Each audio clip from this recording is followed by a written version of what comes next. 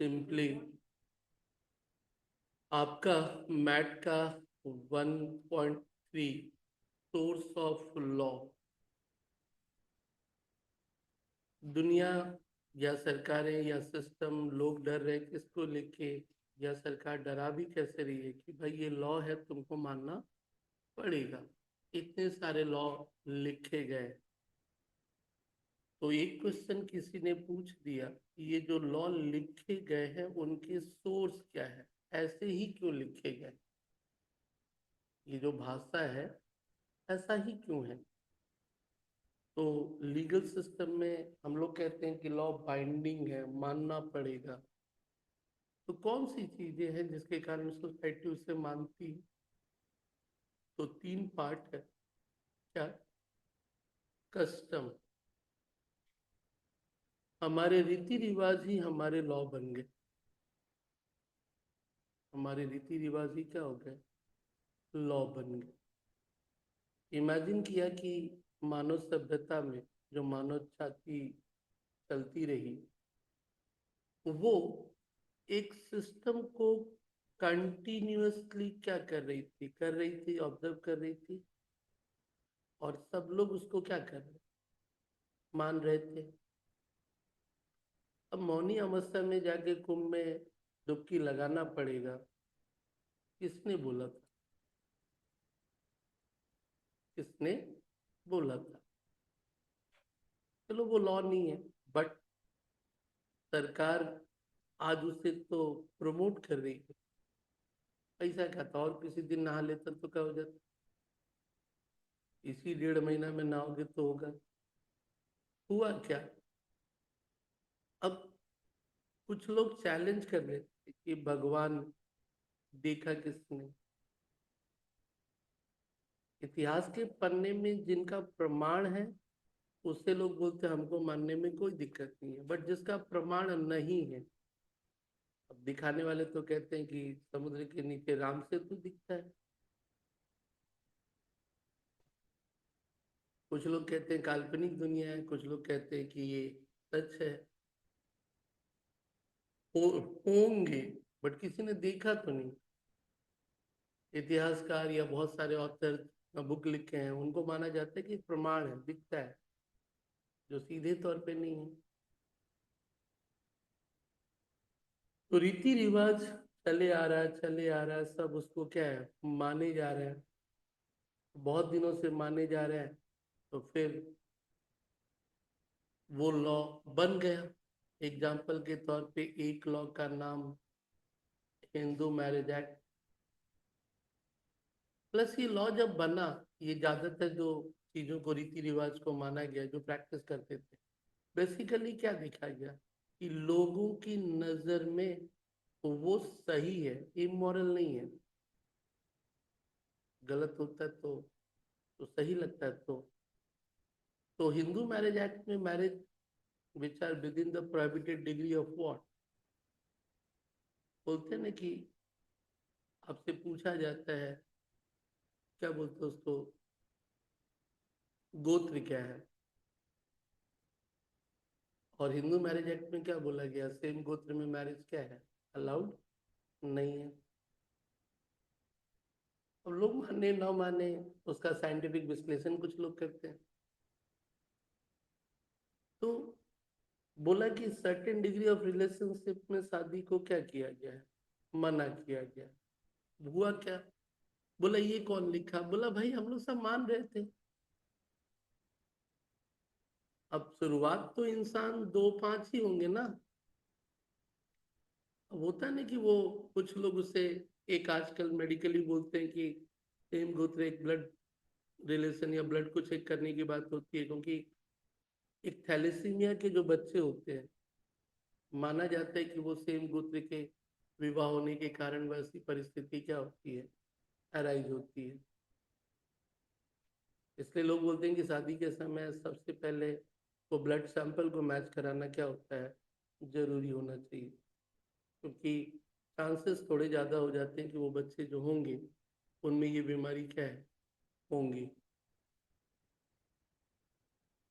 तो चल, वर्ड है, कि हमारे जो कस्टम्स है, जिनको कि कंटिन्यूअसली लोगों ने क्या किया, देखा है, अपनाया है, बाद में वही लॉ भी बन गया। वही क्या हो गया, तो लॉ का एक जरिया कौन सा, कस्टम। कस्टम को सिंपल भाषा में क्या बोलेगा, रीति रिवाज। तो हेडिंग लिख, सोर्स ऑफ लॉ।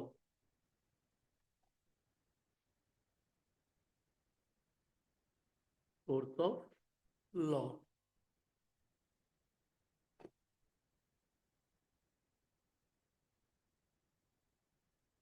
तो सोर्स ऑफ लॉ में पहला लिखेगा custom.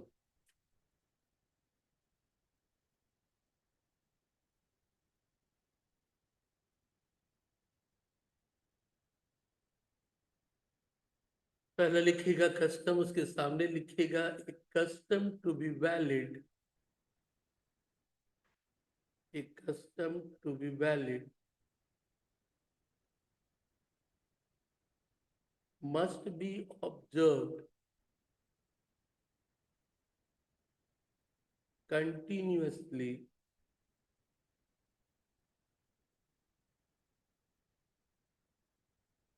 for a very long time,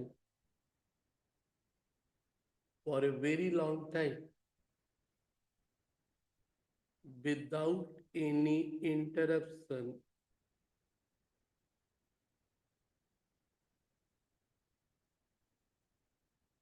without any interruption,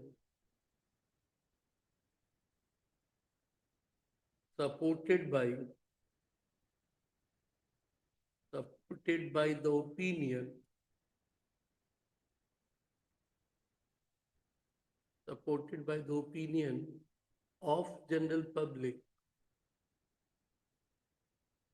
of general public and morality.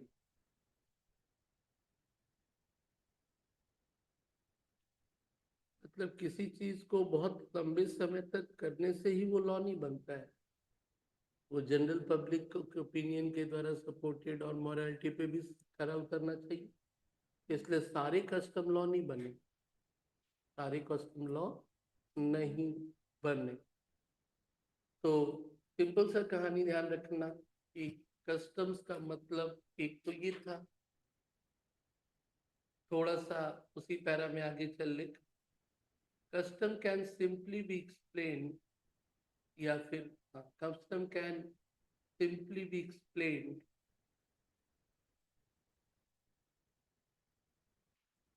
simply be explained as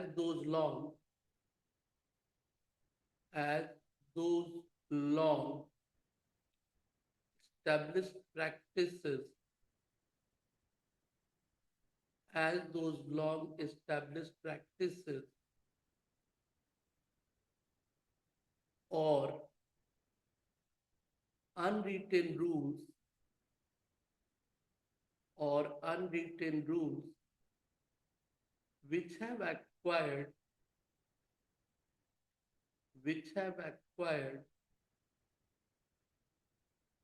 binding or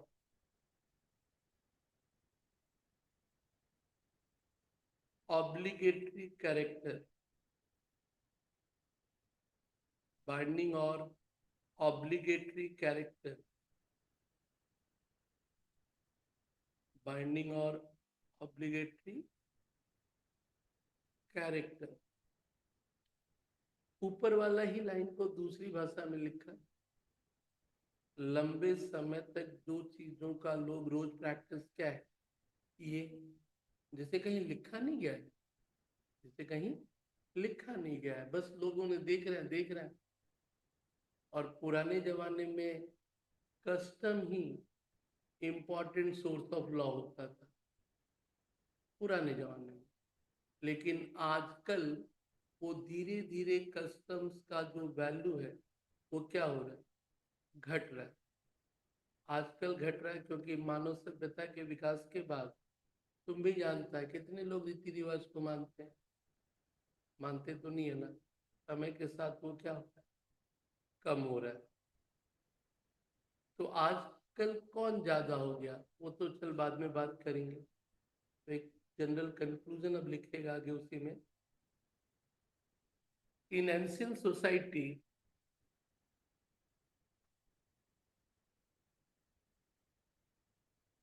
in ancient society, custom was the most important source of law. Custom was the most important source of law.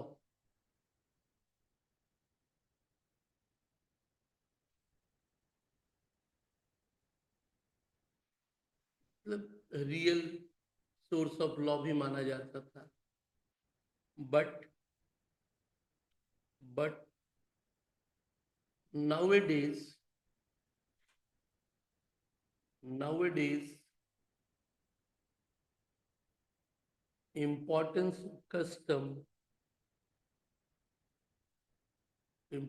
of custom as a source of law. Nowadays importance of custom as a source of law diminished diminished। क्या समझा? पुराने जमाने में तो भाई वही law था। आजकल समय के साथ साथ क्या हो रहा है, कम हो रहा है। अगला उसी में है, kind of custom. Kind of over the long process में हो, लिखने की आदत बनाओगे तो वो जो सब कम हो गया है। तो काइंड ऑफ कस्टम, पहला जनरल कस्टम,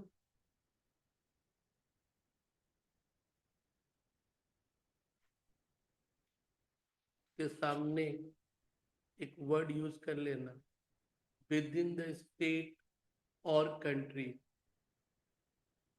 उसके सामने हाइफन दे के लिख लेना, विद इन द स्टेट और वॉट, कंट्री। मतलब जनरल कस्टम्स क्या होता है, एक राष्ट्र या राज्य का जो रीति रिवाज है। दूसरा लिखोगे लोकल कस्टम, लोकल कस्टम। उसके सामने लिख लेना पार्ट ऑफ स्टेट और country.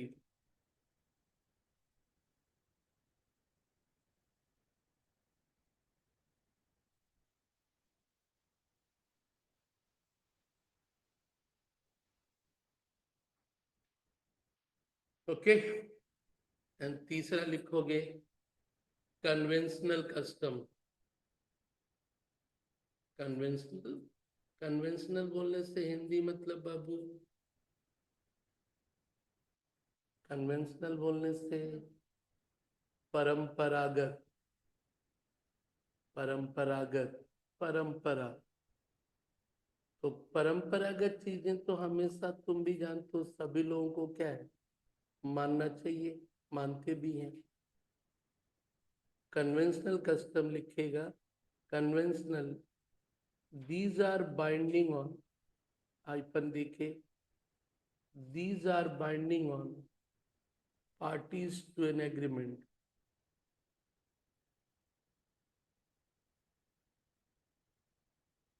These are binding on parties to an what? Agreement। Conventional परंपरागत तरीका है भाई। हम तुम चलो मान लो पढ़ाने गए, परंपरागत तरीका है, पढ़ाते हैं लोग, फीस का कहानी है, बहुत सारा। इसके लिए तो लॉ की जरूरत नहीं है। तो अब सीधा सीधी एक लाइन लिखोगे कि जब मामला झगड़ा पे जाता है, बात करेंगे इंग्लिश में, लोग कोर्ट में जाके बोलते हैं सर हमारी परंपरा है, तो फैसला भी आप इसी आधार पे दीजिए। और कभी कभी कोर्ट को टेंशन हो जाता है भाई कुछ रिटन लॉ है नहीं, और झगड़ा का जो सॉल्यूशन है उसको करना किस पे है, कस्टम पे। अब हर एक सारे कस्टम तो लॉ होंगे नहीं, कौन से कस्टम लॉ होंगे कोर्ट के जज को ये क्या करना पड़ता है, डिसाइड करना पड़ता है। तो उस केस में जो जुरिस्ट, जुरिस्ट मतलब जज, उनको कुछ चीजों का टेस्ट करना पड़ता है। कस्टम को कुछ चीजों पे टेस्ट करते हैं कि ये टेस्ट पास कर गया तो फिर ये लॉ का हिस्सा क्या है, होगा। तो लाइन अगले पैरा में लिखोगे, the jurist and courts have let down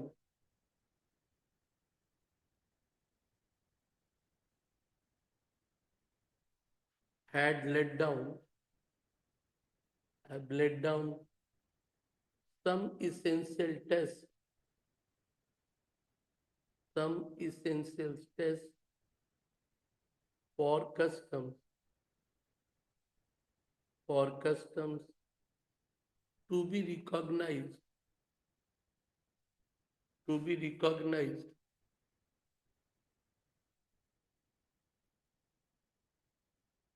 as a as valid source of law, as valid source of law। मतलब इस लाइन का मतलब, बोलो।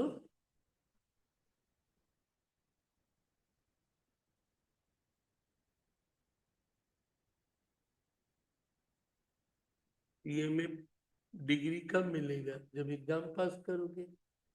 तो वैसे ही कस्टम लॉ कब बनेगा, जब कुछ पास टेस्ट पास करेगा। भी हम लोग डिस्कस करने वाले वो कौन से टेस्ट है। पहला टेस्ट, वन या ए, एंटीक्विटी। उसी के नीचे पहला क्या, एंटीक्विटी।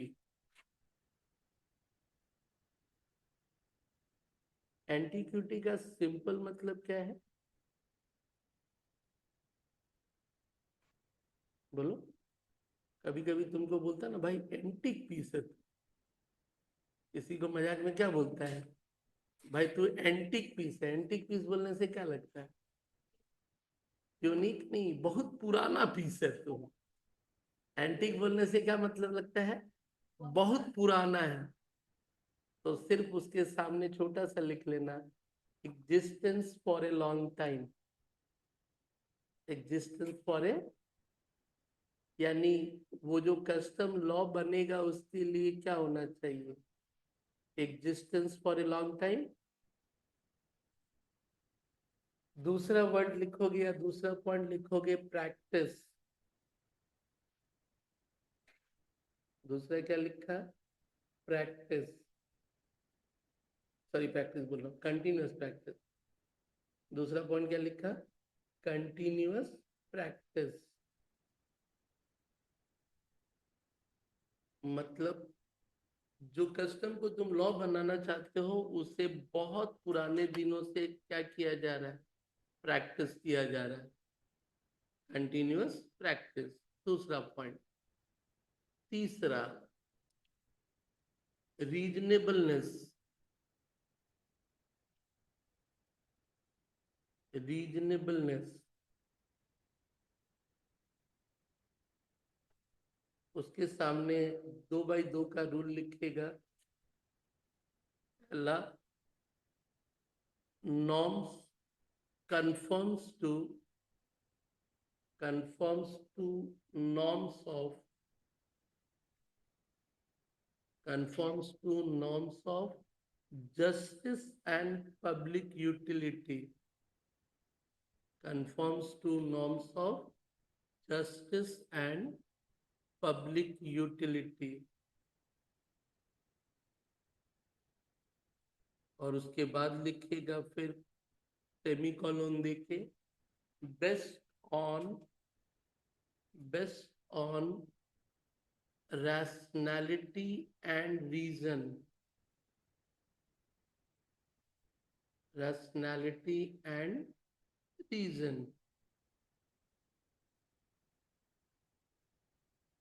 मतलब क्या हुआ, रीजनेबल, उस कस्टम को लॉ अपनाने से देखा गया कि जस्टिस, जस्टिस मतलब इंसाफ, न्याय। लोग बोलते हैं ना भाई इसके साथ जस्टिस नहीं हुआ, और कभी कभी क्या बोलते हैं भाई इसके साथ जस्टिस हुआ है। आरजी कर की घटना में जस्टिस आज डिलीवर्ड होगा। कुछ लोग मानते हैं कि वो सही नहीं है क्योंकि पूरी अच्छी तरह से इन्वेस्टिगेशन नहीं हुई, सिर्फ एक आदमी नहीं हो सकता। और जबकि आज वो जस्टिस डिलीवर्ड होने वाला लोअर कोर्ट पे, फिर उसके बाद वो अपील पे जाएगा, आगे क्या होगा बात की बात। बट फर्स्ट ट्रायल का जस्टिस आज अनाउंस होने वाला है। तो क्या बोला कि कस्टम का जो लॉ बनाने जा रहे हो तो क्या होना चाहिए, जस्टिस किसी को दे और पब्लिक यूटिलिटी मतलब पब्लिक के काम में आए। और फिर आगे लिखा कि it is based on what, rationality. Rationality को बहुत बार सुना है क्या, एकदम समझदारी या लॉजिकल, समझदारी या व्हाट, लॉजिकल। सीधा सा बात है, कस्टम के नाम पे कुछ भी मान लेगा तो नहीं मान लेंगे ना भाई, और उसका एक कारण, रीजन भी होना चाहिए।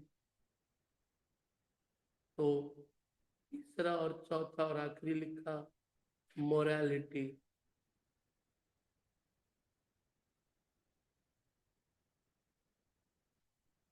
अब मोरालिटी मतलब, मोरालिटी मतलब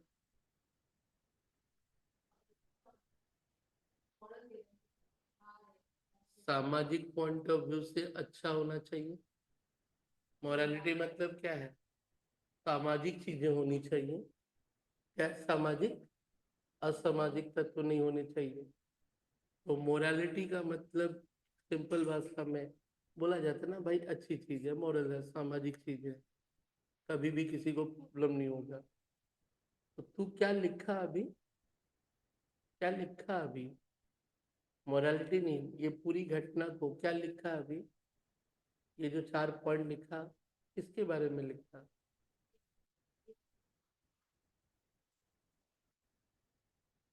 कि कस्टम को लॉ बनने के लिए ये 4 टेस्ट क्या है, पास करने पड़ सकते हैं, यही लिखा ना।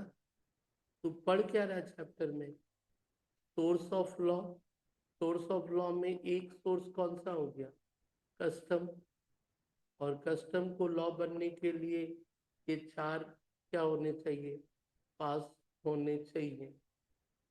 तो मोरालिटी पे एक केस है, मोरालिटी जो लिखा ना, उसके बगल में केस लॉ लिख, मथुरा नाइकन वर्सेस इसु नाइकिन।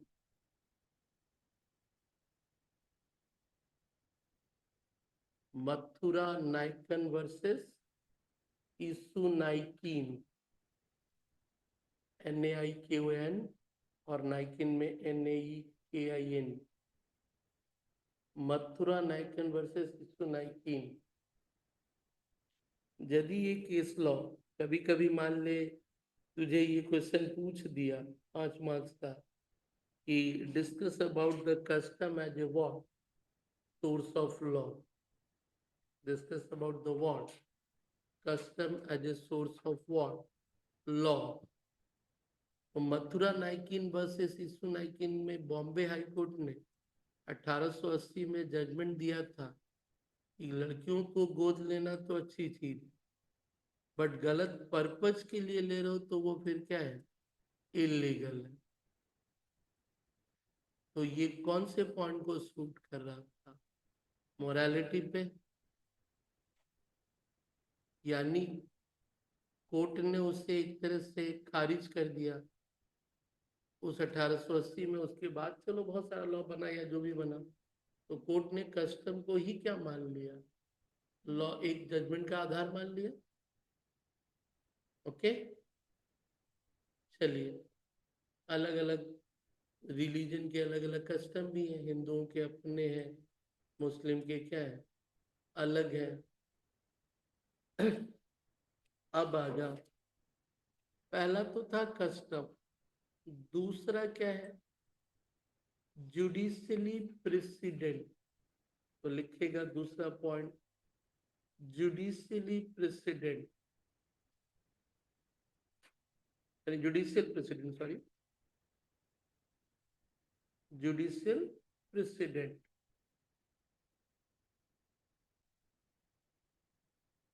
तो प्रेसिडेंट का मतलब लिख, जुडिशियल प्रेसिडेंट हाइफन देके या कॉमा देके, जो भी सामने हाइफन देके,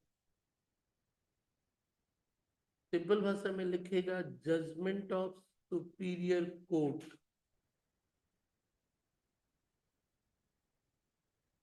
जजमेंट के पहले एक और वर्ड डाल दे, previous judgment of superior court.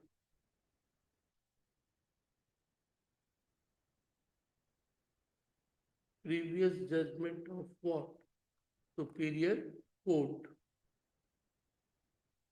मतलब ऊपर के कोर्ट का जो फैसला है ना, कभी कभी वही लॉ है। मतलब ऊपर का जब कोर्ट डिसाइड कर चुका तो नीचे का कोर्ट क्या बोलता, भाई जो मेरा ऊपर वाला बोला है हम उसके अगेंस्ट तो फैसला क्या है, नहीं कर सकते भाई। तो प्रेसिडेंट को सिंपल भाषा में मिसाल कहते हो आप, बट यहां उसे क्या बोल रहे हो, पास्ट के जो बड़े केस लॉ थे, जो हायर कोर्ट ने क्या किया था, डिसाइड किया था, वही कभी कभी सोर्स ऑफ क्या होता है, लॉ हो जाता है।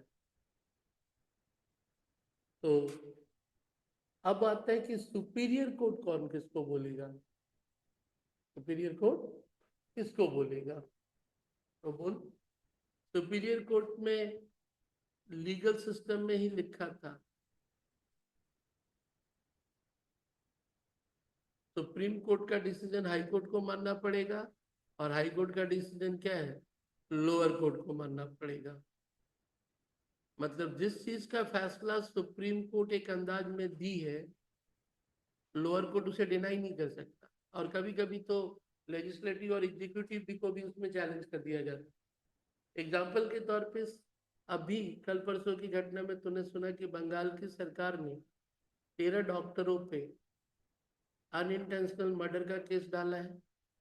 वो जो क्या चढ़ाने का पानी क्या बोलते हैं उसको, सलाइन वाटर को, या जो भी एक जो लेडी गुजर गई, माँ बच्चे की माँ बनने वाली, अब गुजर गई तो हुआ कि सलाइन यूज नहीं होना चाहिए था। फिर पता नहीं जो भी सरकार और डॉक्टरों का झगड़ा आरजीकर को लेके, पहले 13 डॉक्टरों को सस्पेंड किया गया। 13 डॉक्टरों को सस्पेंड करने के बाद कल उनके अगेंस्ट में 3 अलग अलग धाराओं पे, 4 धाराओं पे केस किया गया। किसने केस करवाया, पुलिस ने, या मान ले अब सस्पेंड हुआ, ये हुआ। आजकल हर एक चीज को राजनीतिक चश्मे से दोनों लोग देखते हैं। तृणमूल की सरकार पे आरोप है कि आरजीकर के कारण डॉक्टरों ने जो हड़ताल हड़ताल किया था, ये उसका बदला निकाल रही है सरकार। क्या कर रही है, बदला निकाल रही है। सलाइन और ये सब उसको बैन करना चाहिए था, वो नहीं की। अब डॉक्टरों पे थोप रही है कि तुम लोग क्या कर रहा था, तुम लोग क्यों चढ़ाया, चढ़ाया तो तुम ही लोग।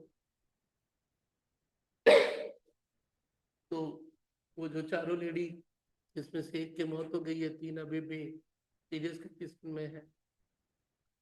अब वो चारों लेडी को जो जो डॉक्टर उससे कनेक्टेड थे, उनका तो रिकॉर्ड होता है ना। अब जो जो डॉक्टर कनेक्टेड थे वो 13 डॉक्टरों को सस्पेंड किया गया पहले, फिर उस पर केस किया गया।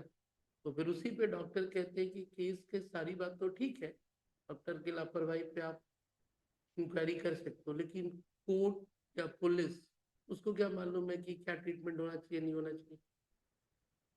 एक जिसको कहते हैं वो लोग आपस की एक टीम इंक्वायरी की बैठे कि डॉक्टर अपना काम सही से किए या नहीं किए। या फिर डॉक्टरों का कहना था जिनका कि जो भी सरकार से विरोध में लड़ रहा है, कि डॉक्टरों के अगेंस्ट में कभी अनइंटेंशनल मर्डर वाला केस तो नहीं होना चाहिए। बोला क्यों, बोला इसके पहले सुप्रीम कोर्ट अपने पुराने फैसले में ऐसा बहुत बार क्या है, कह चुकी है, डॉक्टर लापरवाही में मरते हैं। लेकिन अनइंटेंशनल वाला पता नहीं जो भी है, लेकिन न्यूज सुनने के बाद जब इन चीजों को देखता हूँ तो वो जोड़ने की कहानी आती है। तो डॉक्टरों के एक रिप्रेजेंटेटिव का कल बयान आ रहा था कि सुप्रीम कोर्ट का तो फैसला है कि आप अनइंटेंशनल मर्डर का केस डॉक्टर पे क्या है, केस सेक्शन नहीं लगा सकते हो, जिन धाराओं में उन्हें डाला गया है। तो ये किस आधार पे बोला बोला कि इसका मतलब कि वो जो सुप्रीम कोर्ट का फैसला है वो अपने आप में जुडिशियल प्रेसिडेंट है और वो एक सोर्स ऑफ लॉ है, तो फिर ये जो काम हो रहा है वो फिर क्या है, गलत हो रहा है। तो जुडिशियल प्रेसिडेंट का मतलब क्या सुना, लिखा क्या, previous decision by the ward superior court. अब सुपीरियर कोर्ट का हमारी कंट्री का कहानी क्या है, सुप्रीम कोर्ट सबसे ऊपर, उससे नीचे कौन, हाई कोर्ट, उसके नीचे कौन, लोअर कोर्ट। तो हेडिंग उसी पॉइंट के अंदर लिख लो, hierarchy of court. Hierarchy, hierarchy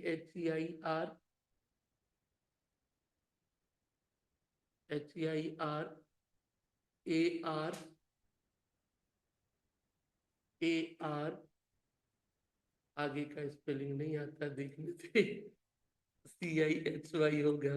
अब अंग्रेज तो CHY सही था, CHY। Hierarchy of court, hierarchy of हमारा कोर्ट का सिस्टम क्या रखा पहले, सुप्रीम कोर्ट, सुप्रीम कोर्ट के सामने क्या लिखेगा, binding on all courts, binding on all courts. Binding on all courts मतलब सभी कोर्ट्स इंडिया में जो है उनकी बातों को उनको क्या करना होगा, मानना होगा। हाँ, वो लोग खुद अपना नहीं मानेंगे, बाइंडिंग ऑन, लेकिन आगे लिख लेना, not bound by its own decision, not bind by what, own decision.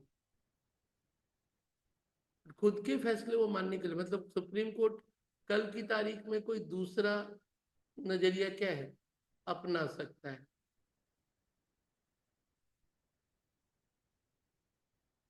ना। अब दादाजी बोल दिए तो किसी पिताजी कुछ उल्टा बोलेंगे, सवाल ही नहीं हो सकता। जो वो बोल दिए, गलत बोले सही बोले, क्या है, नीचे वाले को क्या करना होगा, मानना पड़ेगा। ठीक है, चल, दादाजी हो गए सुप्रीम कोर्ट, अब आजा हाई कोर्ट, अब आजा व्हाट, हाई कोर्ट। नीचे लिख ले, binding on all court, binding on all court within its own jurisdiction, within its own jurisdiction, within its own jurisdiction। अब कैलकाटा हाई कोर्ट का तो अपना एरिया है ना, बिहार का केस कैलकाटा हाई कोर्ट में तो नहीं आएगा, कहाँ जाएगा, पटना हाई कोर्ट। तो कलकत्ता हाई कोर्ट का जो फैसला है वो कलकत्ता हाई कोर्ट के जुरिस्डिक्शन में जो आ रहा है वो मानेंगे। हाँ, कलकत्ता हाई कोर्ट का फैसला बिहार के कोर्ट कंसीडर कर सकते हैं बट मानने के लिए बाध्य नहीं है। मानने के लिए कौन सा वर्ड बोला, only persuasive value for court outside it what, own jurisdiction. अपने जुरिस्डिक्शन के बाहर वाले कोर्ट उसको सिर्फ क्या कर सकते हैं, कंसीडर कर सकते हैं बट मानने के लिए बाध्य नहीं है। बट कलकत्ता हाई कोर्ट के सभी लोगों को मानना क्या है, बाध्य है। क्लियर है, चल। हाँ, हाई कोर्ट सुप्रीम कोर्ट के अगेंस्ट ऐसा कोई फैसला नहीं देगा। बोले नहीं आज वही है। चल क्लियर है, तो सामने वो भी लिख ले, दूसरा वाला पार्ट या दूसरी लाइन में, only persuasive value for courts, only persuasive value for courts outside its own jurisdiction, outside its own jurisdiction। मतलब समझ में आया? अपना वाला को तो मानना पड़ेगा, ठीक है। दो हाई कोर्ट का डिसीजन कभी कभी कन्फ्लिक्ट हो जाता है, या एक ही हाई कोर्ट में बहुत सारे बेंच होते हैं, सिंगल बेंच, टू जज बेंच, थ्री जज बेंच, और नेचुरली सबसे ज्यादा जो जज बेंच होगा वो हायर हो गया, वो क्या हो गया, हायर हो गया। And finally lower court. अब लोअर कोर्ट का तो अलग से प्रेसिडेंट का सवाल है नहीं, तो लोअर कोर्ट के सामने क्या लिख लिया, bound to follow decision of higher court, bound to follow decision of higher court in its own state, in its own state। अब वेस्ट बंगाल वाला तो कलकत्ता हाई कोर्ट का फैसला ही मानेगा ना। वेस्ट बंगाल का जो सियालदह कोर्ट है, हावड़ा कोर्ट है, ये लोग किसका फैसला मानेगा, कलकत्ता हाई कोर्ट का मानेगा। अब हावड़ा कोर्ट तो तुम्हारा तुम्हारे क्या बोलते हैं, पटना हाई कोर्ट का फैसला नहीं मानेगा। एग्जाम्पल के तौर पे आज आरजी कर के मामले में सियालदह कोर्ट का डिसीजन आएगा। आरोप क्या लगा उस आरोपी पे, 302 रेप एंड मर्डर। रेप का अलग सेक्शन होगा, बट मर्डर का सेक्शन कौन सा लगा, 302, यही ना। तो रेप का सेक्शन अलग, उसका जो मिनिमम और मैक्सिमम सजा में, तो रेप में तो डेथ नहीं है, बट मर्डर में क्या है, मिनिमम सजा क्या है, मिनिमम सजा क्या है 302 में, लाइफ इम्प्रिजनमेंट, आजीवन कैद। क्या है, लाइफ इम्प्रिजनमेंट, आजीवन कैद। भले ही बोला गया है, बट इंडिया में मान देखा जाता है कि 14 साल के बाद छोड़ दिया जाता है आजीवन कैद में, क्योंकि वो लोग मानते हैं कि 14 साल में उसका जोश क्या है, हेकड़ी निकल गई है। एक 14 साल में इंसान की हेकड़ी क्या है, आजीवन कैद में लोगों को हिसाब से तो रखा जा सकता था, बट एक प्रेसिडेंट सा बन गया, मिसाल सा बन गया है। क्या मिसाल सा बन गया है कि 14 साल बाद उसको क्या करो, रिलीज कर दो, आजीवन कैद। और मिनिमम सजा, मैक्सिमम सजा क्या है, डेथ, उसे फांसी पे झुला दो। अब सुप्रीम कोर्ट ने फैसले में क्लियर बोला है कि डेथ देते वक्त क्या क्या चीज का ध्यान रखना है, गाइडलाइंस है कि एक जज यदि लोअर कोर्ट का डेथ सुनाएगा ना, तो कौन सी बात को ध्यान में रखेगा। और जो वर्ड है वो रेयरेस्ट ऑफ रेयर, गाइडलाइंस में क्या है कि बहुत ब्रीचुअली यदि मारा हो, मतलब भयानक तौर से। एक होता है कि हम सीधे तुमको गोली से मार दिए नॉर्मली, इसको रेयरेस्ट ऑफ रेयर में नहीं लेंगे, वो इसमें मर्डर नहीं देंगे, इसमें तुमको हम सिर्फ क्या करेंगे, आजीवन कैद देंगे। क्यों, सुप्रीम कोर्ट का गाइडलाइंस है। डेथ कब देना है, जब लगे कि यार ये बहुत निर्दयी तरीके से उसने क्या किया है, मारा है,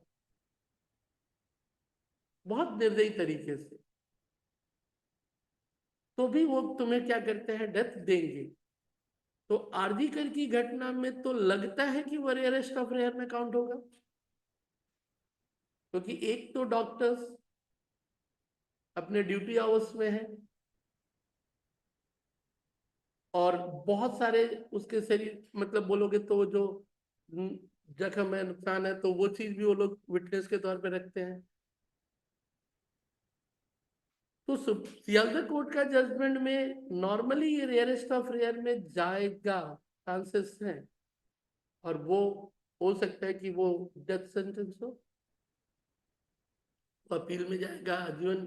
आजीवन देने पे लोगों का फिर लगेगा कि यार इसको रेयरेस्ट ऑफ रेयर में क्यों नहीं माना गया। अब बहुत कुछ जज पे बात डिपेंड करती है। तो कल से जो न्यूज मीडिया में देख रहे हो कि आज उसका अनाउंसमेंट क्या है जजमेंट का, आने वाला है। और जुरिस्डिक्शन आर्टिकल जो आता है वो सियालदा कोर्ट के जुरिस्डिक्शन में आता है। बांटा गया ना, कलकत्ता में भी दो तीन है, अलीपुर कोर्ट क्या है, अलग है। सियालदा का एरिया का जो पार्ट है वो क्या है, अलग है। तो हर एक कोर्ट का अपना क्या है, जुरिस्डिक्शन। ये घटना जहां हुई वो कौन से कोर्ट के जुरिस्डिक्शन में क्या है, आता है। सीधे मामला हाई कोर्ट नहीं जाएगा, पहली सीढ़ी तो चालू कहाँ से होगी, लोअर कोर्ट से। तभी हावड़ा स्टेशन में क्या चिल्लाते हैं, सियालदा कोर्ट सियालदा कोर्ट, चिल्लाते हैं ना। कहाँ चलना है? सियालदा कोर्ट। क्योंकि एक सियालदा तेरा इधर से निकल जाता है शाम बाजार, वो कोर्ट नहीं जाएगा। सियालदा कोर्ट वाला जो है तुम्हारा बेले घाटा वाला, ठीक है। तो वो चिल्लाते वक्त सियालदा कोर्ट बोलते हैं कि ये कोर्ट तक जाएगा, जहां से मेट्रो गुजर रही है बेसिकली। वो जो मॉल नहीं, नीचे वाला वो मॉल, जहाँ मॉल है, सियालदा वाला जो मॉल है ना, वो वाला सियालदा कोर्ट है, वहीं बगल में जो है कोर्ट, वहीं पे है वो फ्लाईओवर के बगल वाला इधर। तो कभी घूम के आया करोगे जब इस तरह से मामला है तो। चलो, तो बात है कि कोर्ट के हायरार्की है, और बात हम लोग कह रहे थे जुडिशियल प्रेसिडेंट, मिसाल। और सुप्रीम कोर्ट को लगता था कि इन चीजों का गाइडलाइंस क्लियर करो, क्योंकि लेजिस्लेटिव ने तो सिर्फ क्या बोल दिया, मिनिमम जीवन कैद, मैक्सिमम डेथ। लेकिन जुडिशरी को डिफाइन करना पड़ा कब डेथ देंगे हम लोग, क्योंकि यहाँ जब कोर्ट पे छोड़ दिए तो कोर्ट तो कुछ भी कर देगा भाई। तो उसको एक सलाह या बोलोगे गाइडलाइंस क्या था, देना था ना। तो ऑब्वियसली इस मामले में हाई कोर्ट की छोड़ सुप्रीम कोर्ट ने ही गाइडलाइंस दे दिया, क्योंकि सबको उसी तरह से क्या है, चलना पड़ेगा, मानना पड़ेगा। अब आजा, वर्ड है कि जुडिशियल डिसीजंस जो हमारे आते हैं, जिसको प्रेसिडेंट माना गया, उसको दो टुकड़े में तोड़ा। एक जो बाइंडिंग है, दूसरा जो बाइंडिंग नहीं है। बाइंडिंग वाले का नाम क्या है, ratio decidendi, ratio decidendi. Ratio decidendi binding part of judgment, and literally means the reason of the decision, क्यों ये फैसला दिया गया, उसके कारण को क्या बोला गया, रेशियो डिसिडेंडी।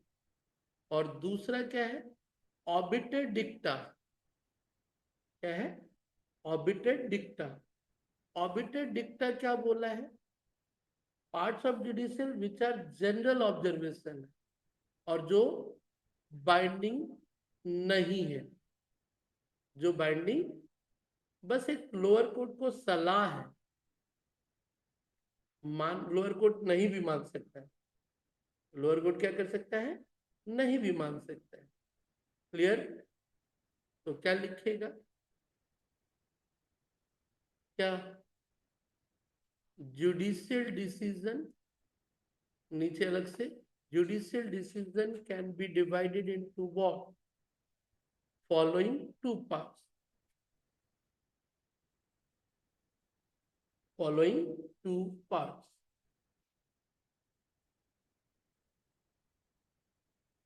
पहला, ratio decidendi, ratio डिसिडेंडी।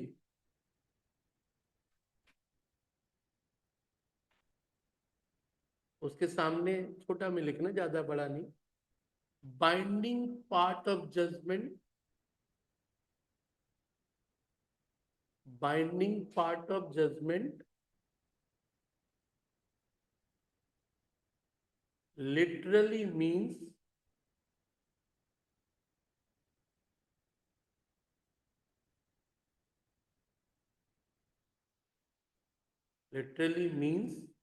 reason for the disease.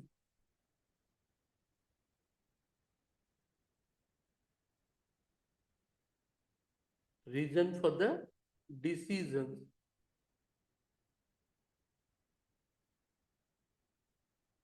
Considered as general principle. Considered as general principles.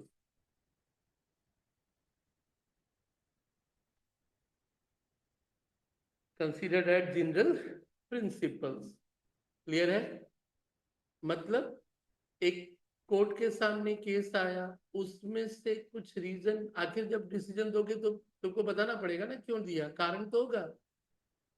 तो कारणों को एक जनरल प्रिंसिपल बोला गया, और वो जो जनरल प्रिंसिपल है वो सभी कोर्ट को क्या करना होगा, मानना पड़ेगा। यदि उसी तरह का केस उनके सामने आया तो उसी तरह का है। दूसरा, ऑबिटर डिक्टा। ऑबिटर डिक्टा। ऑबिटर डिक्टा के बारे में लिखना, जनरल ऑब्जर्वेशन। ऊपर वाले में प्रिंसिपल था, इसमें ऑब्जर्वेशन है। General observation. Do not have any binding authority. Do not have any binding authority.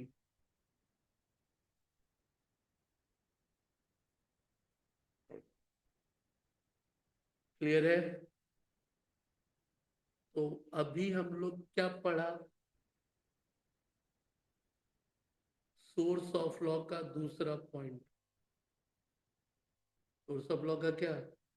पहला वाला में एक तो हिस्सा छूट गया था, लिख लेना। All custom may not be law. All custom may not be law,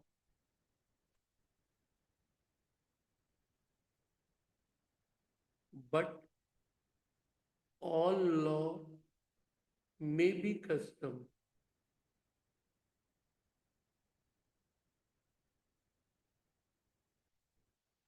But all law may be custom. Clear? अब आ जा third point. Source of law में टोटल 3 पॉइंट। पहला कौन? कस्टम। दूसरा कौन? Judicial president. और अब हम लोग तीसरा जो मेन है, लेजिस्लेशन। तीसरा कौन? लेजिस्लेशन।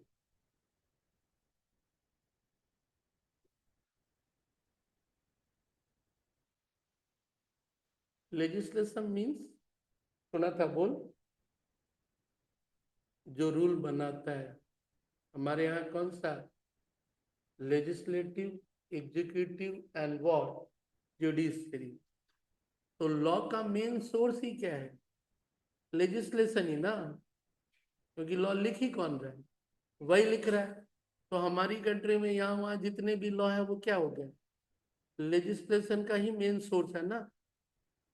तो आज के दौर में रीति रिवाज ये सब कोई नहीं भी माने लॉ के तौर पे, हाँ, कोर्ट कंसीडर करता है जब उसके सामने कोई लेजिस्लेशन नहीं है, जब उसके सामने कोई जुडिशियल प्रेसिडेंट नहीं है।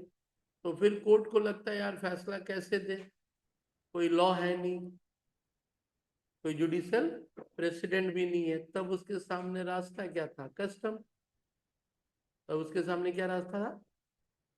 चलो, यदि लॉ है तब तो पहला प्रेफरेंस कौन सा? लॉ। लॉ नहीं है तो दूसरा प्रेफरेंस कौन सा? Judicial president. और यदि वो भी नहीं है तब कौन सा? कस्टम। तो एक सिंसियरिटी में वैसे बोल सकता है। तो लेजिस्लेशन को क्या बोल सकता है सामने? Most important source of law. Most important source of law backed by the authority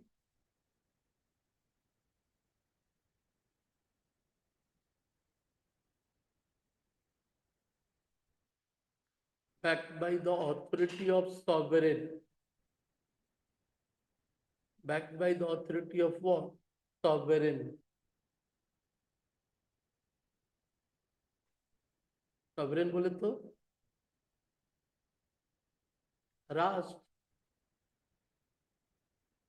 law तो बोलता नहीं मानेंगे, भारत सरकार बोलती है मैं मानेगा मतलब जीने नहीं देंगे हम तेरे को।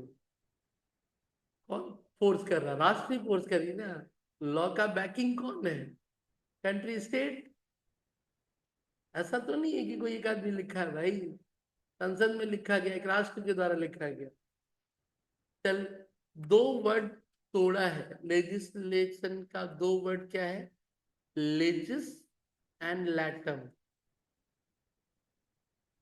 लेजिस्लेशन के दो दो लैटिन वर्ड से वो जुड़ निकल के आए।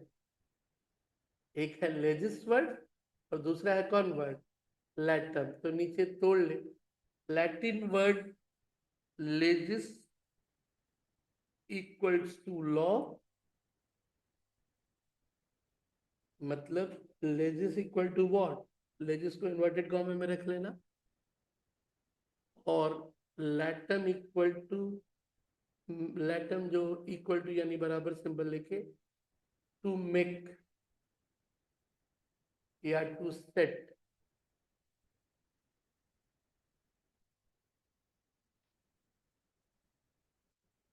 तो लेजिस्लेशन लैटिन भाषा से निकला है। अब आजा, लेजिस्लेशन भी दो लिख ले। Type of legislation heading, kind of legislation.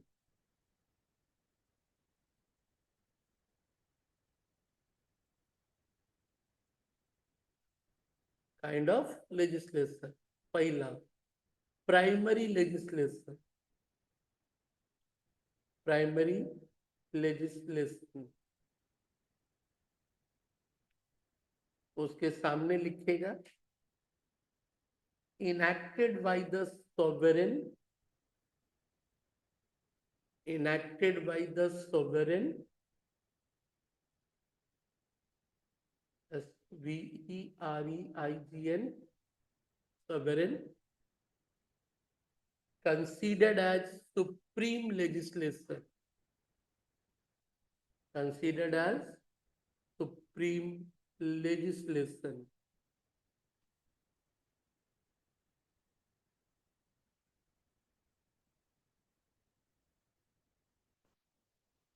क्या लिखा? सॉवरेन बोलने से क्या हुआ? हमारी कंट्री में, हमारी कंट्री में सॉवरेन बोलने से यूनियन और स्टेट, राज्य सरकार के पावर में है तो स्टेट गवर्नमेंट भी तो बनाएगी। संविधान ने पावर यदि स्टेट को दिया तो स्टेट, और सेंट्रल यूनियन को दिया तो यूनियन। तो हमारी कंट्री में तो दो लेवल है ना।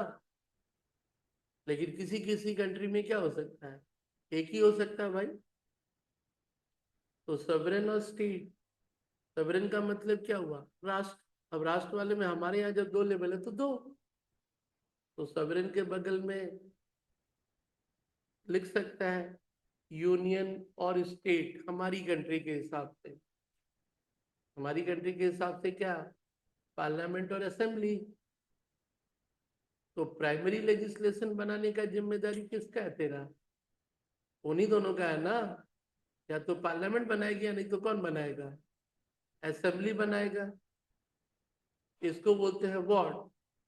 Primary legislation. ठीक है। दूसरा, roman two, subordinate legislation.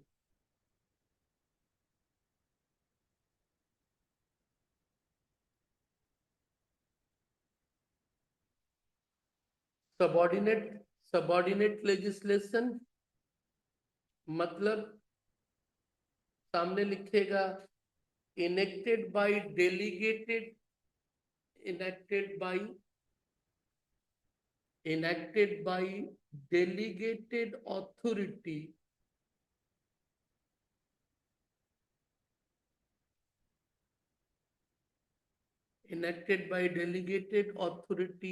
of the supreme or sovereign authority of the supreme or what sovereign authority.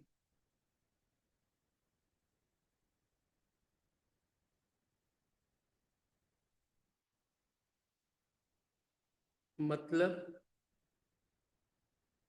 Parliament या स्टेट असेंबली, डेलीगेटेड मतलब डेलीगेशन मतलब अपना अधिकार किसी और को दे देना। डेलीगेटेड मतलब क्या होगा? अपना अधिकार किसी और को देना। ऑथोरिटी अधिकार। तो संविधान ने लॉ बनाने का अधिकार किसको दिया? बोल अपने वाले हिसाब से। यूनियन, सेंट्रल गवर्नमेंट, पार्लियामेंट या स्टेट यानी असेंबली, यही ना। हमारी संविधान में लॉ बनाने का अधिकार किसको? तो वो लोग तो सुप्रीम अथॉरिटी हो गया, सॉवरेन। इसलिए उनके द्वारा बनाए गए लॉ को क्या बोला? Primary legislation. लेकिन कभी कभी पार्लियामेंट या स्टेट अपना अधिकार किसी और को दे दी कि तू बना जा लॉ। क्या की? उसको दे दी, क्या बोली? तू बना जा। तो वो यदि लॉ बनाया तो उसको क्या बोला? तू सबऑर्डिनेट लेजिस्लेशन। क्या बोला? Subordinate legislation. चल, उसके अंदर फिर दो पार्ट। एक local law,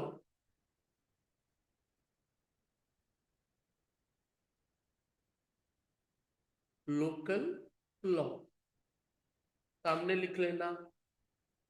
panchayat, municipality and corporation.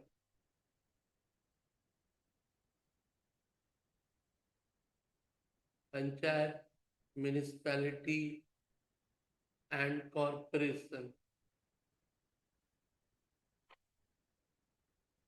delegated by state. Delegated by what? State. कौन क्या डेलीगेट? ये तुम भी जानता है। बाली म्यूनिसिपैलिटी लॉ बना रही है अपने एरिया के लिए। क्या संविधान उसको पावर दिया था? संविधान पावर किसको दिया था? स्टेट को। स्टेट किसको दे दिया? बाली म्यूनिसिपैलिटी को। बाली म्यूनिसिपैलिटी का चुनाव 5 साल पे होना चाहिए, इधर तो 10 साल हो गया। कॉन्स्टिट्यूशन में म्यूनिसिपैलिटी को तो डायरेक्ट क्रिएट नहीं किया गया, इसीलिए सरकार 5 साल बाद जब मर्जी तब फुर्सत में कराती है। और आज की तारीख में बाली म्यूनिसिपैलिटी फिर किसके अंदर के द्वारा काम कर रही है? स्टेट गवर्नमेंट के द्वारा। उसके द्वारा अपॉइंटेड एडमिनिस्ट्रेटर काम कर रहा है। तो स्टेट ने ही तो अपना पावर दिया था ना। यही यदि डायरेक्टली कॉन्स्टिट्यूशन से होता ना बाली म्यूनिसिपैलिटी, तब तो ममता जी को हर एक 5 साल में इलेक्शन क्या है, करवाना ही पड़ता।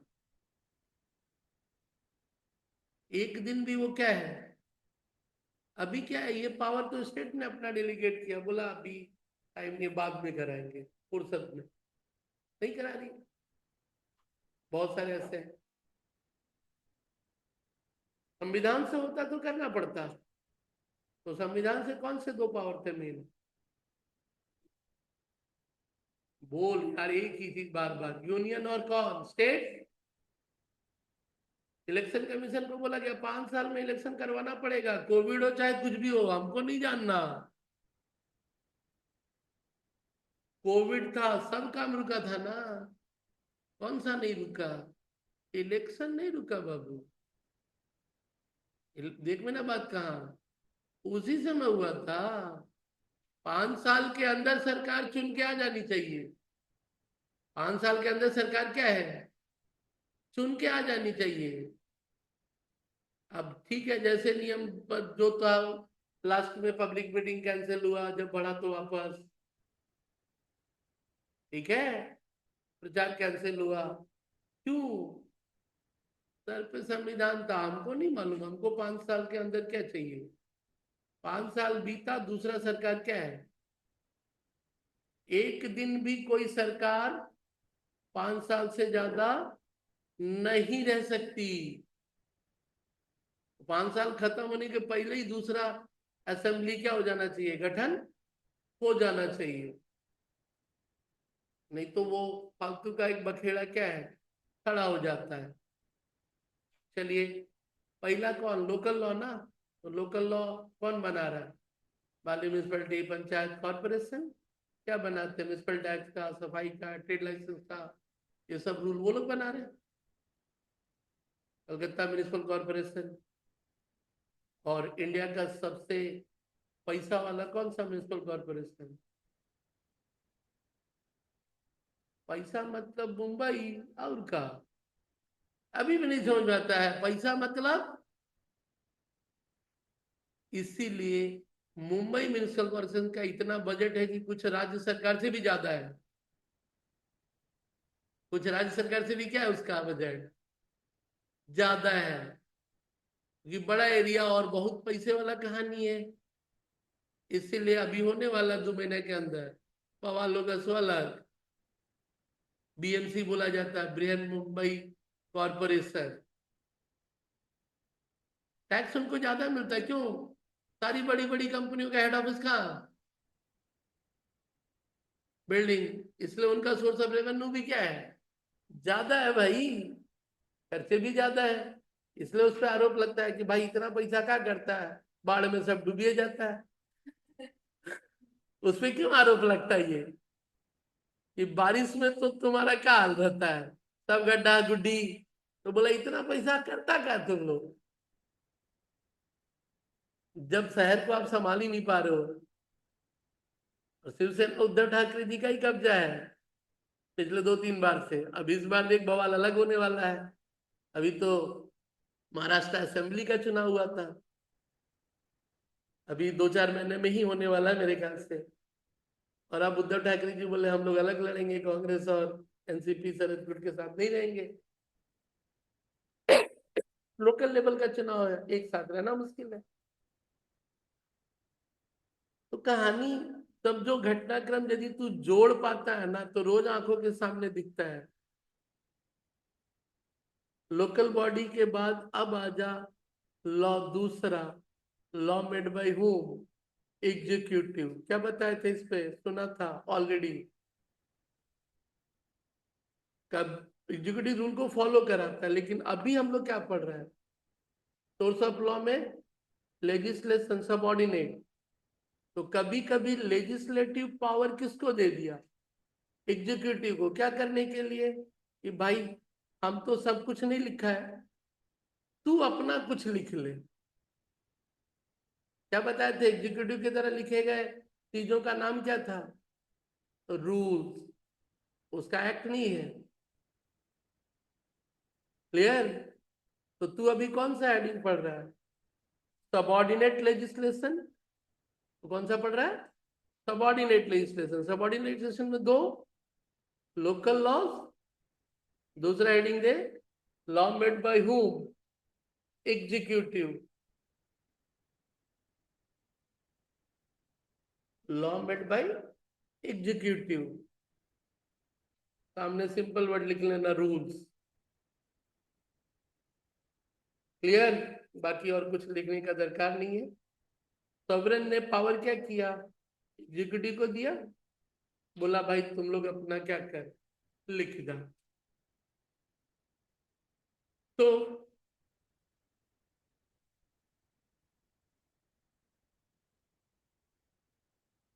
समझ में कुछ आया,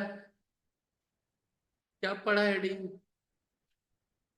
सोर्स ऑफ लॉ कौन है, तीन, पहला कस्टम, दूसरा जुडिशियल प्रेसिडेंट, एंड तीसरा क्या? तो सामने जो तेरे को ये 2-3 पेज दिख रहा है, तेरे सामने वो 3 पेज का जिस्ट है। जिंदगी में कभी इसी तरह से अपने नोट्स को निकालते हैं हम लोग, समझा? इसी तरह से नोट्स को निकालते हैं जिससे कि तुझे भी मालूम है कि कुछ छूटा नहीं है। और अब यदि वो कोई भी एमसीक्यू पूछे तो तुमको ऑप्शन नहीं देखना कि इसका ए होता है इसका बी होता है, जो होता है वो लिखे हो। कौन बाइंडिंग है, कौन बाइंडिंग नहीं है, कौन प्राइमरी है, कौन सुप्रीम है, कौन सबऑर्डिनेट है। ये पढ़ने का सबसे सही अंदाज है बाबू, अपने सेल्फ नोट्स को जितना छोटा और जितना टोटल निकालने का। पीछे जो पढ़ाए थे वो तो देख ही रहा है कि तुझे हमेशा थोड़ा ध्यान रखना है कि उसका यूज क्या है। तो अगला एक छोटा सा टॉपिक तुम लोग अब खुद पढ़ेगा, जिसके बारे में अभी हम डिस्कस कर चुके। अभी डिस्कस किए ना, primary and ward subordinate. Primary यानी पार्लियामेंट या असेंबली, सबऑर्डिनेट जिसको दिया, दोनों के बीच की कहानी है। तो सीधा सीधा पार्ट था कि प्राइमरी के साथ साथ सबऑर्डिनेट भी हमारा फॉलो करना क्या है। हाँ, सबऑर्डिनेट प्राइमरी से ऊपर क्या है, नहीं जा सकता है। तो एग्जीक्यूटिव ये वो तो देखा। एक छोटा सा हिस्सा पहले वाला और था, अगले क्लास में देख क्या बात करने वाले हैं, बताएगा क्या लिखा है हेडिंग? अंग्रेजी लिखा है, फीलिंग बोर्ड। हमको हमेशा फीलिंग बताना, हम उसके सिवा और कुछ नहीं समझना चाहता है। एक्ट बनाने का तरीका क्या है? इन जनरल तो तुमको थोड़ा सा एक पेज में बताए थे, बट वो बहुत छोटा हिस्सा, एमसीक्यू में उसके लिए नहीं हो पाएगा। एक चीज बस छोटा सा और लिख ले जो पहले डिस्कस नहीं किए थे। भारत सरकार अपने काम को करने के लिए क्या करती है भाई? 3 टुकड़े में चीजों को देखती है। भारत सरकार अपने काम को जब करवाती है तो 3 टुकड़ा है। बता सकता है वो 3 जरिया? ध्यान अभी आया इसलिए लगा कि लिखवा दो। बोल। तीसरा,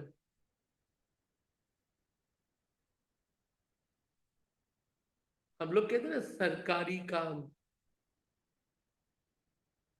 तो सरकारी एग्जीक्यूटिव बोल ले, लेजिस्लेटिव का थोड़ा पार्ट बोल ले। चल इसको सबसे बढ़िया हम लोग कहते हैं गवर्नमेंट जॉब, क्या बोल सकते हैं? या सरकार के काम करने का तरीका।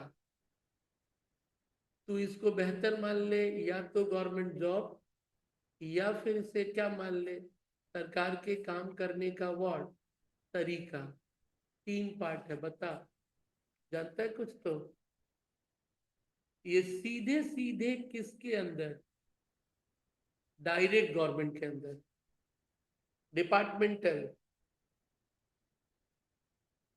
तू भी जानता है मोदी जी की सरकार, मोदी जी की सरकार है, बट मोदी जी वर्ड हटा, गवर्नमेंट ऑफ इंडिया।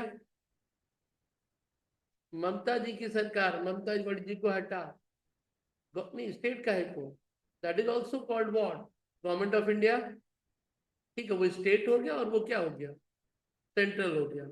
तो एक तो हुआ क्या, गवर्नमेंट यानी गवर्नमेंट ऑफ इंडिया। अब वो गवर्नमेंट जिस पार्टी की भी सरकार हो उस समय, वो सरकार पहले बढ़ती है किस पे, अलग अलग मिनिस्ट्री में, अलग अलग मिनिस्ट्री में। एग्जांपल बता तो, मोदी जी तो प्राइम मिनिस्टर, तो ये home minister, rail minister, finance minister. क्या 543 सांसद में मान ले सरकार के लिए 272 चाहिए, और 272 में 40 से 50 क्या है, मिनिस्टर्स है ना। 40 से 50 क्या है, क्या 60 मिनिस्टर्स है। वो भी संविधान में नियम है कि कितने, क्या वो लोग प्रोसेस बनाए कि कितने मिनिस्टर्स हो सकते हैं मैक्सिमम।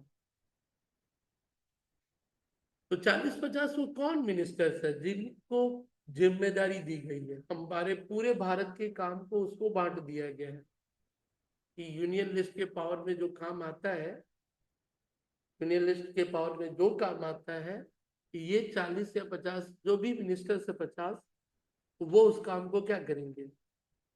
40-50 में मेरे ख्याल से 25-30 का जो रैंक है वो है कैबिनेट मिनिस्टर। कौन मिनिस्टर्स। तो थोड़ा सा उस कड़ी को और पूरा कर ले बाबू, क्योंकि होता है ना कि आधा अधूरा का है। एक तो हो गया कौन,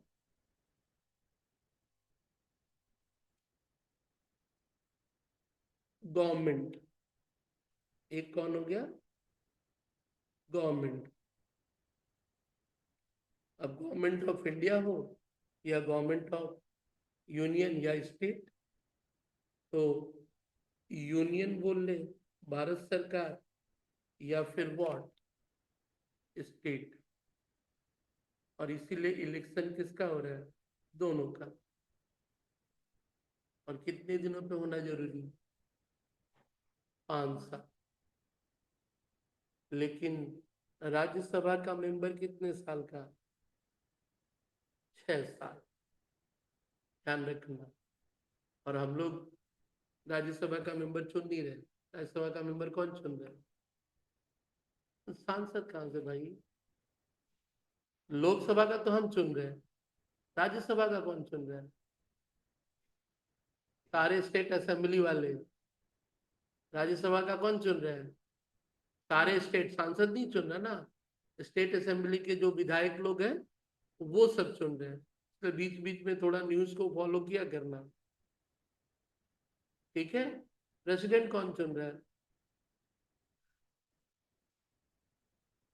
प्रेसिडेंट कौन चुन रहा है, राष्ट्रपति कौन, राष्ट्रपति को कौन चुन रहा है, सारे विधायक, सारे लोकसभा के सांसद, सारे राज्यसभा के सांसद, सब मिल के चुन रहे हैं। राष्ट्रपति को चुनने का तरीका क्या, क्लियर है। अभी द्रौपदी मुर्मू जी के जाने के बाद जब घटनाक्रम हो तो फॉलो कर लिया करना। वहां इलेक्शन का है, हमने जिनको चुना वो लोग मिलके क्या करेंगे, उनको चुनेंगे। बट अमेरिका में ट्रम्प को कौन चुना, हम लोग जैसे मोदी जी को चुनते, वहां पे क्या है, वहां कोई प्रधानमंत्री नहीं है, वहां सिर्फ क्या है, राष्ट्रपति प्रेसिडेंट है। और डायरेक्टली कौन चुन रहा है, कॉमन पीपल चुन रहा है, ठीक है। अब राष्ट्रपति, राज्यपाल कौन चुन रहा है,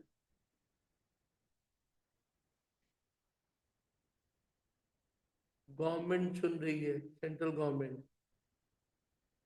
राज्यपाल को अपॉइंटमेंट कौन कर रहा है, अभी कौन गवर्नमेंट है,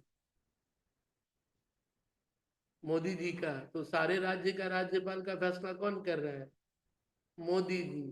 ममता जी के राज्य का भी राज्यपाल कौन फायदा कर रहा है, इसलिए बवाल होता है राज्यपाल में और किस पे, चीफ मिनिस्टर में। जहां जहां बीजेपी की सरकार नहीं है वहां वहां वो बवाल क्या है तमिलनाडु में स्टालिन के साथ, जहां जहां राज्य की मतलब जिन स्टेट में तुम्हारा बीजेपी की सरकार नहीं है, उस स्टेट का भी राज्यपाल कौन चुना, मोदी जी। और इसलिए उस स्टेट में देखना बवाल लगा रहता है कि वो दोनों आपस में क्या है, मैच नहीं कर रहा है। अब आजा कि वो जो गवर्नमेंट है, गवर्नमेंट वाले का जो, एक तो गवर्नमेंट का हेड चुना गया, जो हेड है वो उसको क्या बोला, भाई प्राइम मिनिस्टर, और दूसरा कौन, चीफ मिनिस्टर। अबे यूनियन वाला में प्राइम मिनिस्टर और स्टेट वाला में कौन, चीफ मिनिस्टर्स। तो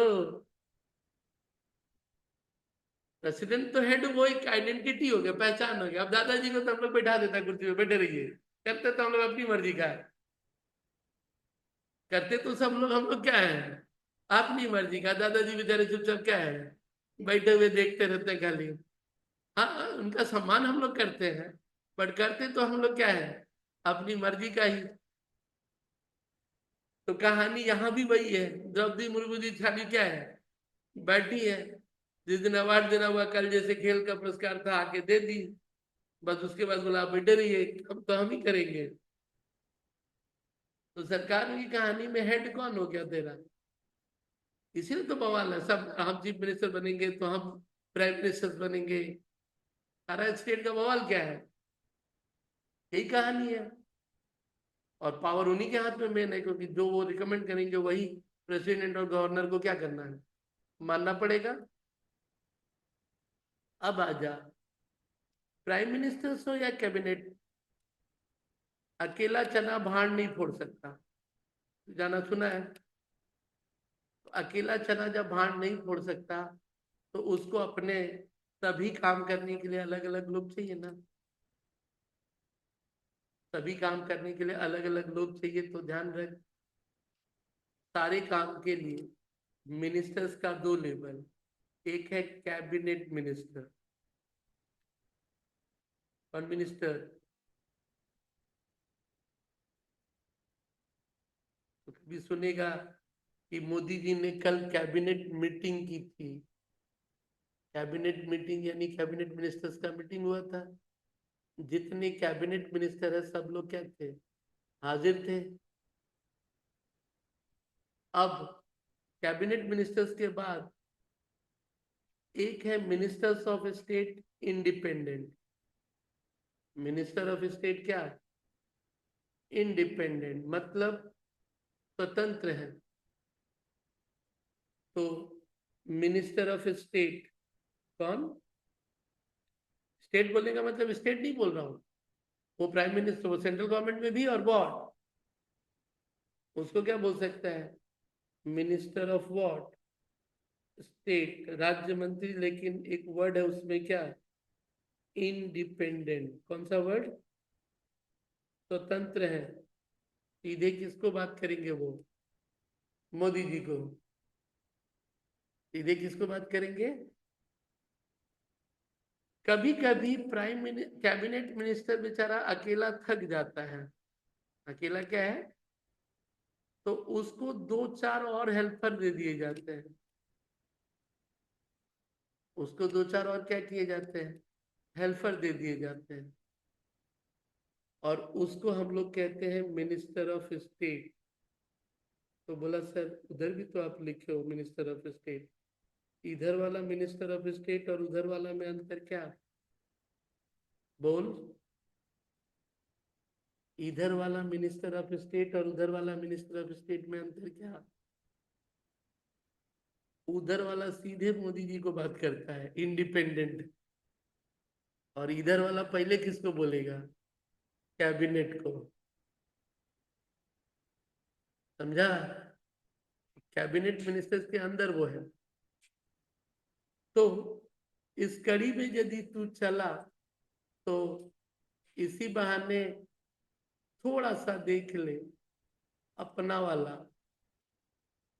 सिंपली यदि अपने बात करें, तो हमारी कंट्री में कितने स्टेट, 28 स्टेट, सही है, बोल, चल, सही बोला, 28 स्टेट। क्लियर। सबसे बड़ा कौन, राजस्थान। सबसे छोटा कौन, गोवा। चीफ मिनिस्टर कौन? देख ले सभी स्टेट के।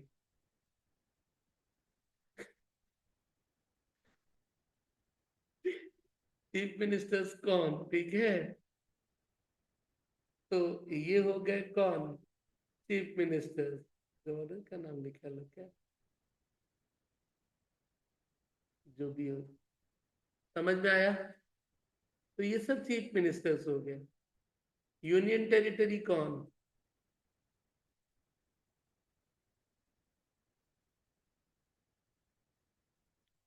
इस तीन का असेंबली है। इस तीन के क्या है? और तीन यूनियन टेरिटरी के असेंबली के चीफ मिनिस्टर्स है। अभी कौन जम्मू कश्मीर के? फारूक अब्दुल्ला। और ये कौन, अभी आतिशी जी है। केजरीवाल जी तो इस्तीफा दे दिए ना। तो तीन यूनियन टेरिटरी का इलेक्शन होता है। अभी कौन सा होने वाला है? न्यू दिल्ली वाला। रोज तो न्यूज में बवाल देख रहा है। फरवरी में इलेक्शन होने वाला है। 7 8 9 तारीख को जो भी है, संविधान कहता है कि भाई चुनाव क्या है, करवाना पड़ेगा। कुछ दिन पहले कहाँ का हुआ था, जम्मू कश्मीर और पुडुचेरी तीसरा। और बाकी यूनियन टेरिटरी का इलेक्शन नहीं होता है, सीधे सीधे सेंट्रल गवर्नमेंट के पावर में हम। लक्षद्वीप, चंडीगढ़, दादरा नगर हवेली, दमन दीव सबको मिला दिया गया। Andaman Nicobar and what Ladakh. अब ये जो बेसिकली तूने देखा, ये सीधा सीधा सभी स्टेट का कहानी है। क्लियर है? तो स्टेट की कहानी में तो ये था। थोड़ा सा जिसपे दिखाने वाला था, जिसपे बात कर रहे थे, दैट इज व्हाट, कि ये जितने हमारे भारत सरकार के मंत्री हैं, उसमें कितने लेवल का मैंने नाम लिया, 3 ना।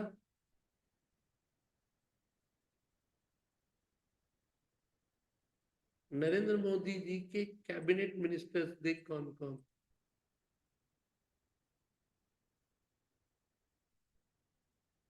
टोटल कितने लोग हैं?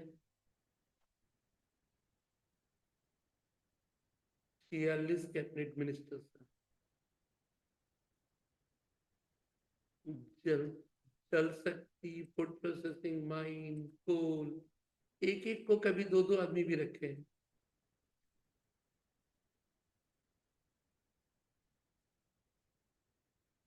अबे अकेला चना क्या कर लेगा? कौन है ये? क्या है वो? ये कौन है? समझ में आता है एक एक बंदे को? ये सब कैबिनेट मिनिस्टर्स। और कैबिनेट कोई भी इंपॉर्टेंट फैसला पहले कहाँ होगा, कैबिनेट मीटिंग में। मतलब एक आदमी का देश शासन नहीं चलेगा ना। तो भारत के जितने भी इंपॉर्टेंट फैसले हैं पहले कहाँ हो रहे हैं, इन जगहों पे। बिना परमिशन का बात आगे नहीं बढ़ेगी। ठीक है, मन में मोदी जी क्या आया, लेकिन मोदी जी पहले उसको कहाँ बात करेंगे, कैबिनेट में। भाई हमारे मन में ये आ रहा, आप लोगों की राय क्या है। मोदी जी के पास देख 3 ठो अलग से है चीफ प्राइम मिनिस्टर्स के अलावा।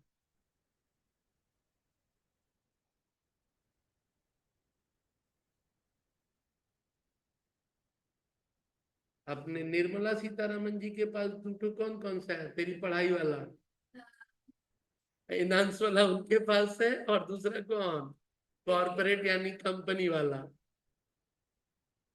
तो तेरी पढ़ाई वाला कहानी में इस तरह से ये सीधा का सीधा बात करेगा, तो ये सारे मिनिस्टर्स है कौन, कैबिनेट।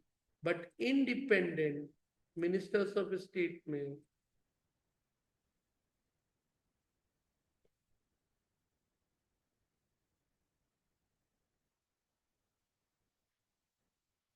कैबिनेट मिनिस्टर्स का दर्जा नहीं है उनका। तो सीनियरिटी में पहले तो प्राइम मिनिस्टर्स के बाद कौन आए? Cabinet ministers. बट इनको भी बोला गया कि आप इंडिपेंडेंट है, आप किसी के अंडर काम नहीं कर। मिनिस्टर ऑफ स्टेट मेरे ख्याल से मैंने नहीं लिखा है, लिखा है 72 मिनिस्टर्स टोटल शपथ लिए थे ना। तो उसमें से कुछ, अब जैसे कि फाइनेंस मिनिस्टर्स के भी दो लोग हेल्पिंग हैंड है। फाइनेंस मिनिस्टर्स के भी कौन है? दो हेल्पिंग हैंड है। तो जब वेबसाइट खोलेगा तो देखना एक कैबिनेट मिनिस्टर्स होंगे जो मेन है, और फाइन जो मिनिस्टर ऑफ स्टेट है उनको क्या बोला जाता है? ठीक है, ये छोटा छोटा काम आप करोगे, कुछ काम उनको दे दिया जाता है। तो हमारा जो कंट्री का सिस्टम है, देख ले कि जो पहली बार तू जो लॉ पढ़ेगा ना, वो कोई ना कोई तो एक ठो मिनिस्ट्री के अंदर आएगा भाई। कोई ना कोई एक मिनिस्ट्री के अंदर क्या है, आएगा। और वो अलग अलग डिपार्टमेंट में क्या है, बढ़ता है। जैसे रेल मिनिस्टर कौन?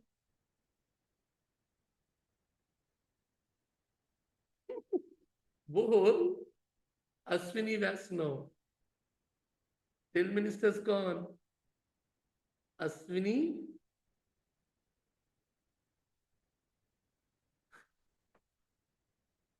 तो रेल मिनिस्टर्स हो गए अश्विनी वैष्णव। एक और मिनिस्टर उनके हाथ में कौन सा? इंफॉर्मेशन एंड ब्रॉडकास्टिंग, सूचना और प्रसारण मंत्री। अब ये जो रेल मिनिस्टर्स है, सरकारी नौकरी रेलवे में कर रहे हो तुम, सीधे सीधे मंत्रालय के अंदर हो। रेल की नौकरी सीधे सीधे क्या हो गई? रेलवे मंत्रालय की। उसी तरह पोस्ट ऑफिस है तो डिपार्टमेंट ऑफ पोस्ट। तो मैं वहां पे यही बता रहा था, सीधे सीधे सरकार के जो काम है वो बटे हैं किस पे? डिपार्टमेंट में। फाइनेंस मिनिस्ट्री के अंदर बहुत सारा डिपार्टमेंट है भाई। फाइनेंस मिनिस्ट्री के अंदर क्या है? बहुत सारा डिपार्टमेंट है। काम को तोड़ोगे नहीं तो कैसे कंट्रोल करोगे भाई? काम को पहले तुमको सिस्टमेटिकली क्या करना होगा। तो मिनिस्ट्री टूटा किस में? डिपार्टमेंट में। मिनिस्ट्री किस में टूटा भाई? तो यहाँ पे ही एक बार उसको दे दूं, ये सारे के सारे जो मिनिस्ट्री हैं वो टूट गए किस में?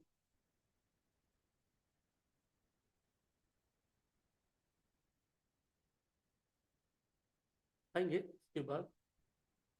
ये किस में आ गया भाई? मैरिज डिपार्टमेंट में आया। जो थोड़ा सा देखा 46 तो अलग अलग डिपार्टमेंट था ना मिनिस्ट्री, लेकिन एक एक मिनिस्ट्री में भी अलग अलग तीन तीन चार चार क्या है, डिपार्टमेंट है। यानी कोई भी डिपार्टमेंट सरकारी दफ्तर में गया तो थोड़ा सा आगे से कॉन्शियस रहना भाई, कौन से मिनिस्ट्री में आता है ये, कौन से मंत्रालय के कंट्रोल में आता है वो। क्योंकि हम लोगों ने जिनको चुन के भेजा उसमें से एक उस डिपार्टमेंट का क्या बना है, मिनिस्टर्स बना है। और वो डिपार्टमेंट यदि मेरा काम सही से नहीं किया तो पहले तो हम उस मिनिस्टर का कॉलर पकड़ लेगा, अबे तेरे को भेजा क्या तो हम। मेरा यदि मेरा मान ले कि मेरा ड्राइविंग लाइसेंस नहीं मिला तो हम किसका कॉलर पकड़ेगा? ट्रांसपोर्ट मिनिस्टर का। हम तुमको चुन के क्या भेजा था कि उसका काम मेरा क्या हो, सही से तो हो। तो डायरेक्टली ये लोगों का डिपार्टमेंट काम कर रहा है तो इनको हम लोग क्या बोलते हैं भाई, मंत्री तो बहुत बढ़िया है, क्योंकि उसका डिपार्टमेंट का काम क्या है, बहुत अच्छी तरह से क्या है, चल रहा है। और जिसका मिनिस्ट्री का काम बढ़िया होता है ना, मोदी जी उसी का भाव देते हैं। अच्छा काम नहीं किया तो क्या बोलते हैं, निकल तू, जब रहा है का है कोई मिनिस्टर, जा फिर सांसद रहे। हाँ भी परफॉर्मेंस बोलता है भाई। कुछ तो चल मजबूरी के कारण ठीक है भाई कि इसको ले लेना पड़ेगा जो दूसरे पार्टियों का है, अपनी 200-300 सीट नहीं है तो। वो मजबूरी वाला कहानी हो गया, मान लेंगे। बट जब ये काम पसंद इंसान है तो ये तो इनका खबर लेगा ना, काहे रखा भाई तेरे को हम, क्योंकि हमारे सरकार की आलोचना तेरे कारण क्या है, हो रही है ना। तो ये लोग के बारे में एक लाइन याद रखना, जो होम मिनिस्टर के पहले कांग्रेस के जो थे, नाम भूल गया मैं। आज तुम शांति से सो रहे हो ना, इसमें से बहुत ऐसे है ना 18-18 20-20 घंटा काम करते हैं बाबू। इनको बस समझना है कि ये लोग खाली हवा में है।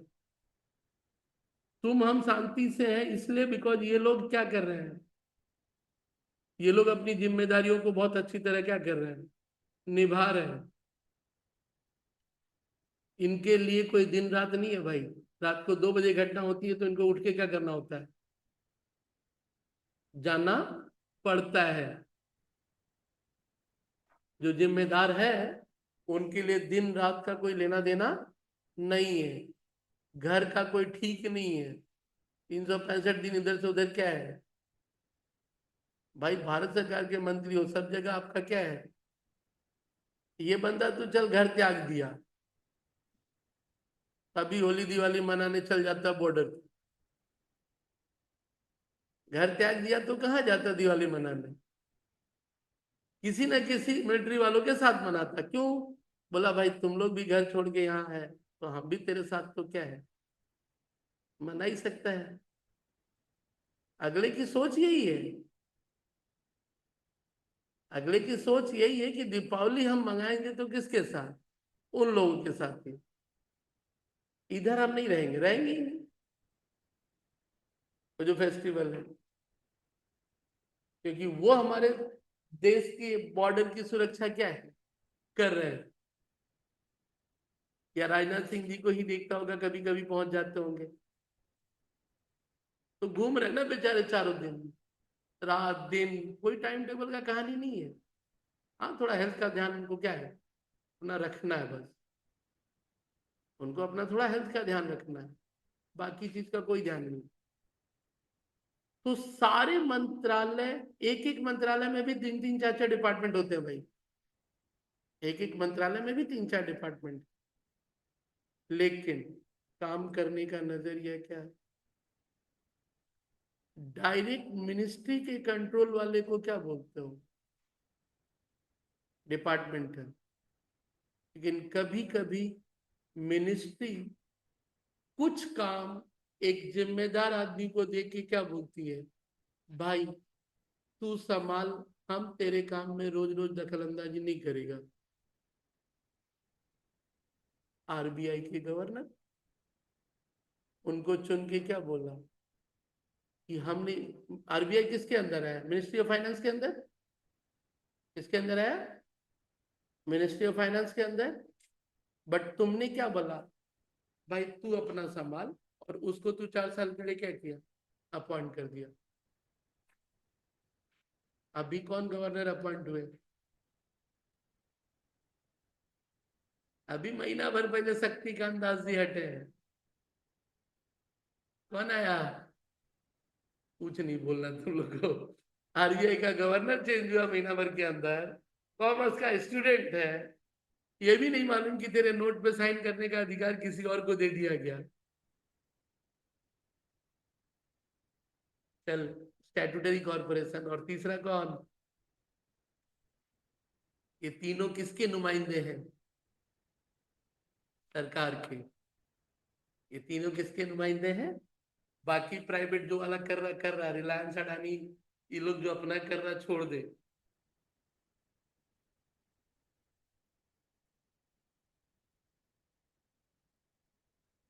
पीडीएफ शेयर किया हूँ, 1.4 तुम लोग खुद पढ़ लेना, primary and what subordinate legislation.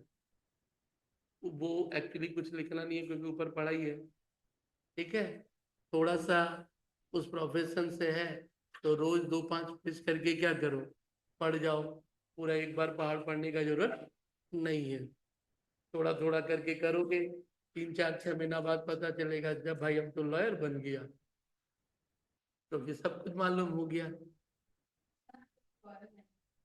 है? इसका गुड, अच्छा उधर, अच्छा